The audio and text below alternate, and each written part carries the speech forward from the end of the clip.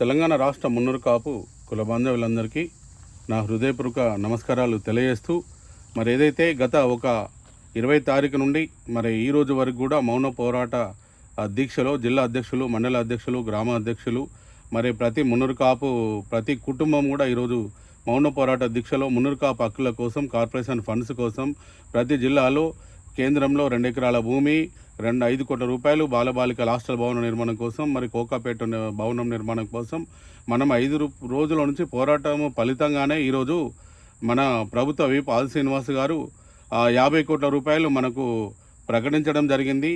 ఒక బాధాకరం ఏంటంటే 50 కోట్లు ఇచ్చినారు. మీరు అపెక్స్ కౌన్సిల్ చైర్మన్ ఎన్నుకున్న తర్వాత మీరు ఏదైతే కోకాపేటలో భవన నిర్మాణము అప్పుడు మాజీ ముఖ్యమంత్రి కేసీఆర్ గారు 5 ఎకరాల భూమి, సుమారు 500 కోట్ల రూపాయల భూమి విలువ గల భూమిని ఇచ్చినారు. మరి మీరు 50 కోట్ల రూపాయలు మాకు కార్పొరేషన్ కోకాపేట భవనానికి ఫండ్ ఇచ్చినందుకు ప్రత్యేకంగా నేను రాష్ట్ర ముఖ్యమంత్రి వర్యులకు యనమల రేవంత్ రెడ్డి గారికి, మరి బి శాఖ మంత్రి వర్యులు పొన్నం ప్రభాకర్ గౌడ్ గారికి, దుద్దిల్ల శ్రీరబాబు గారికి, మరి ప్రభుత్వ ఆది శ్రీనివాస్ గారికి మేము ప్రత్యేకంగా నేను కృతజ్ఞతలు తెలియజేస్తున్నాను.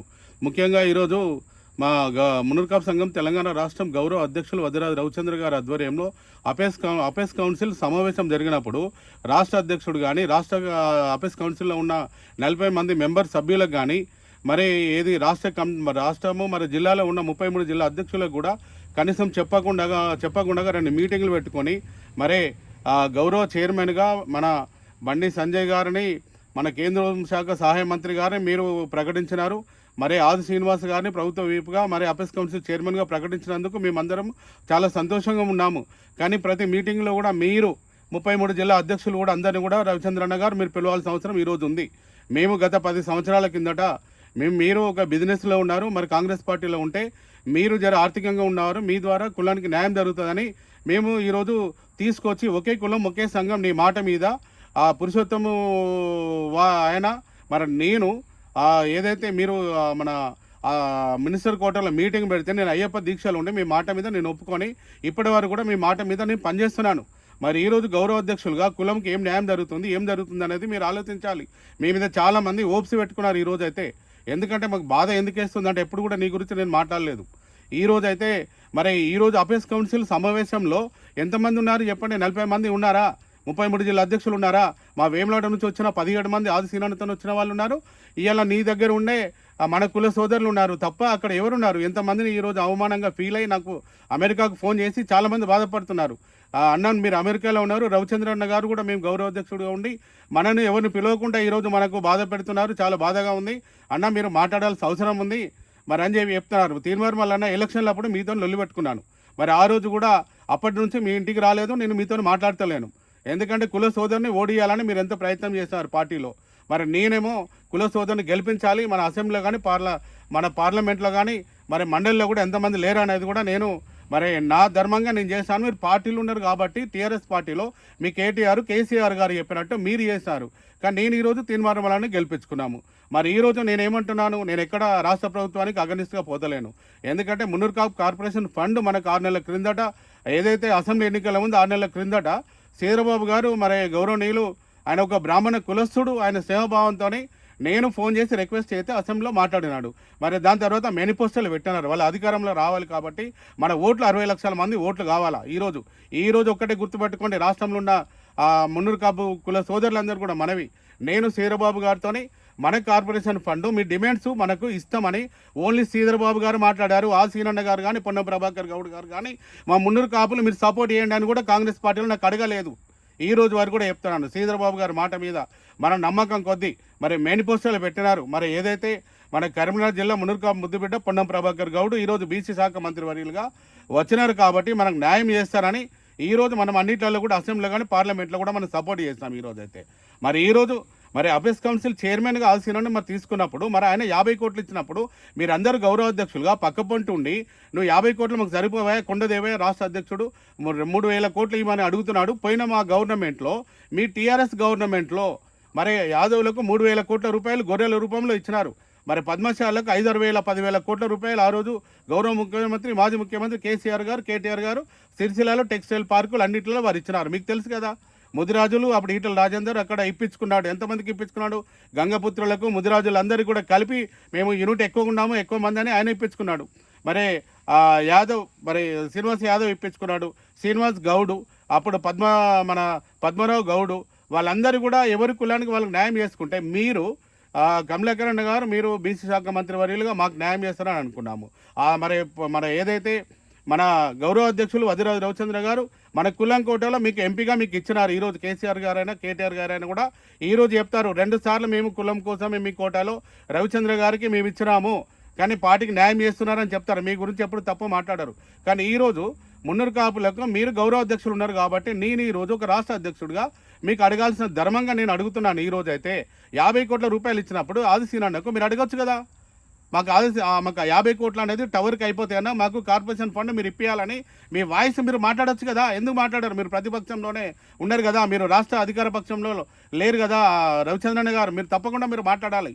ఎందుకంటే నేను ఎవరు నమ్మలే. ఈరోజు రవిచంద్రన్ గారు నమ్మినాను, కమలాకరణ్ గారు నమ్మినాను. ఈరోజు అయితే మీ చుట్టూ ఉన్న వాళ్ళను నేను ఎవరిని కూడా నమ్మలే. నన్ను మీరు ఏమి తిట్టుకున్నా నాకు పర్లేదు, ఎందుకంటే మీరు న్యాయం చేస్తారు. ఎందుకంటే మీరు ఒక బిజినెస్లో ఒక ఆర్థికంగా మీరు అన్నింటిలో ఉన్నారు, కులం న్యాయం చేస్తారు ఏదైనా అని చెప్పేసి మీ నమ్మకం కొద్దీ మీ గౌరవ అధ్యక్షులుగా మేము ఈ రోజు వరకు కూడా మేము ఒక నమ్మకం కొద్దీ ఉన్నాము. కానీ మరి ఈరోజు ఒక్కటే మీరు అపెక్స్ కౌన్సిల్ దానిలో ఉన్నారు. మరి ఏదైతే కోకపేట ట్రస్ట్కు 50 కోట్లు తీసుకొని ఆ బిల్డింగ్స్ 200 కోట్ల టవర్స్ 150 కోట్ల టవర్స్ కట్టించుకోండి. కానీ మాకు మౌన పోరాట దీక్షకు మీరు ఎందుకు మద్దతు తెలుపుతలేరు? ఎందుకు అపెక్స్ కౌన్సిల్ అని చెప్పుకునే వాళ్ళు మీరు పెద్దోళ్ళ ఏమన్నా? మేము కులమంతా చిన్నోళ్ళమా, మేమంతా గరీబోళ్ళమా? లేకపోతే గరీబోళ్ళం కాబట్టే ఈరోజు మౌన పోరాటం చేస్తున్నాము. మీరు ఎందుకు మాకు మద్దతు తెలిపారు? మీరు ఆ పోరాటంలో అంత అపెక్స్ కౌన్సిల్ 2 సార్లు మీటింగ్ పెట్టుకున్నారు.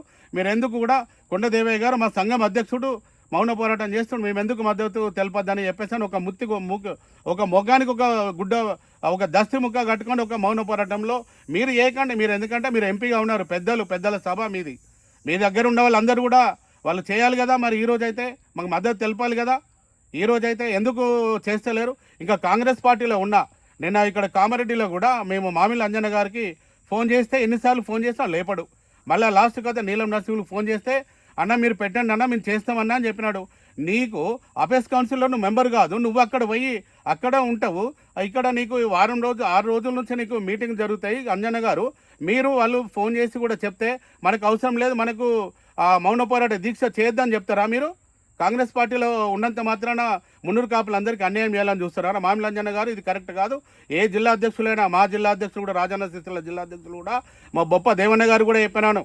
ఈరోజు మనము తప్పకుండా మన కులం కోసం మనం ప్రథమ పౌరుడు చేయాల్సిన ధర్మం ఉంది. ఈరోజు ఎక్కడైనా కూడా ఈరోజు రాజేంద్ర అన్న గారు కూడా అక్కడ ఎలక్షన్ పెట్టినారు, పెద్ద ఎత్తున ప్రమాణ స్వీకారం జరిగింది. మరి వారి కూడా నేను మాట్లాడినాను, అన్న నిన్నటి దాకా ప్రమాణ స్వీకారము ఎలక్షన్స్ అన్నీ అయిపోయినాయి, మేము మౌన పోరాట దీక్షకు మేము మద్దతు తెలుపుతామా అందరూ అని చెప్పినారు. ఇంకా ఖమ్మంలో కానీ ఇంకా కొన్ని జాగాలో చేస్తలేరు. ఎందుకు చేస్తలేరు అయ్యా మీరు? అసలు మౌన పోరాట దీక్షకు మద్దతు తెలిపకపోతే మీరు ఏమన్నట్టు? మీరు మున్నూరు కాపు కులానికి అన్యాయం చేయాలని చూస్తున్నారా? కులం అంతా భిక్షం అడుక్కునే కులమా? ఈరోజు మనము చేస్తేనే, మనం ఓటేస్తేనే ఈరోజు రాష్ట్ర ప్రభుత్వం అధికారంలోకి కాంగ్రెస్ పార్టీ వచ్చింది. కాబట్టి కొట్లాడే శక్తి లేనప్పుడు రేపు రాష్ట్ర అధ్యక్షుడు నేను కూడా రిజైన్ చేస్తాను, మీరు కూడా జిల్లా అధ్యక్షుడు తప్పుకోండి, ఇంకెవరికి అవకాశం ఇవ్వండి. మౌన పోరాట దీక్షలు కులం కోసం న్యాయం చేసేది ఉంటేనే మనం కులం కోసం పనిచేయాలా. ఎవరైనా అపెక్స్ కౌన్సిల్ అయినా, రేపు పెద్దల సభ అయినా, చిన్న సభ అయినా, ఎవరైనా సరే మౌన పోరాట దీక్ష మన 3,000 కోట్ల కార్పొరేషన్ ఫండ్ సాధించుకునే వరకు గవర్నమెంట్ ద్వారా మనం చేసుకోవాలి. ఎందుకంటే పోయిన ప్రభుత్వం మనకు మోసం చేసింది, ఇవ్వలేదు. ఈ ప్రభుత్వం మనకి ఇస్తలేదు. 50 కోట్ల రూపాయలు ఆది సీనన్న గారు ఏమన్నారు? ఈ 2025 ఫండ్ ఈ సంవత్సరం ఫండ్ అన్నారు సీనన్న గారు. మేము 10 సంవత్సరాలు నా పోరాటం. ఈరోజు ఒక వేములవాడలో ఒక 10 సంవత్సరాలు బిచ్చమడుకొచ్చి ఒక 50 కోట్ల విలువ గల ఆస్తిని ఈరోజు మన వేములవాడలో ఇచ్చినాను. మీరు గౌరవ ముఖ్యమంత్రి గారి దగ్గర మీరు తప్పకుండా కొట్లాడి దేవాలా. తీన్మార్ మల్లన్న గారు మీరు మాట్లాడే గొంతుగా మీరు అవసరమైతే మీరు మా కులం గురించి మీరు మాట్లాడాలి. ఈరోజు బీసీల గురించి మాట్లాడాలి, కులం గురించి మాట్లాడాలి. మీరు తప్పకుండా న్యాయం చేయాలి. ఎందుకంటే 15 లక్షల కోట్ల రూపాయల ఫండ్లో 1% మనకు 15,000 కోట్లు 5 సంవత్సరాలు ఇవ్వని ఆ ప్రభుత్వం ఈరోజు మన ఓట్లతో వచ్చిన ప్రభుత్వం, ఈరోజు రాష్ట్ర ప్రభుత్వం. మీరు ఎవరైనా కూడా గుర్తుపెట్టుకోవాలి. ప్రతి ఒక్క మున్నూరు కాపుల సోదరుడు అయినా కూడా ఈరోజు మున్నూరు కాపుల ఓట్లతోని మనము సపోర్ట్ చేస్తేనే ఈరోజు కాంగ్రెస్ పార్టీ ప్రభుత్వం ఏర్పడ్డది.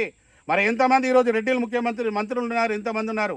మరి ఎంతమంది ఓట్లు వేస్తే ప్రభుత్వం వస్తుంది, ఎంతమందికి వేస్తే వస్తుంది? మీరు గుర్తుపెట్టుకోండి. మనం 1 సైడెడ్గా మనం కాంగ్రెస్ పార్టీకి సపోర్ట్ చేస్తాము.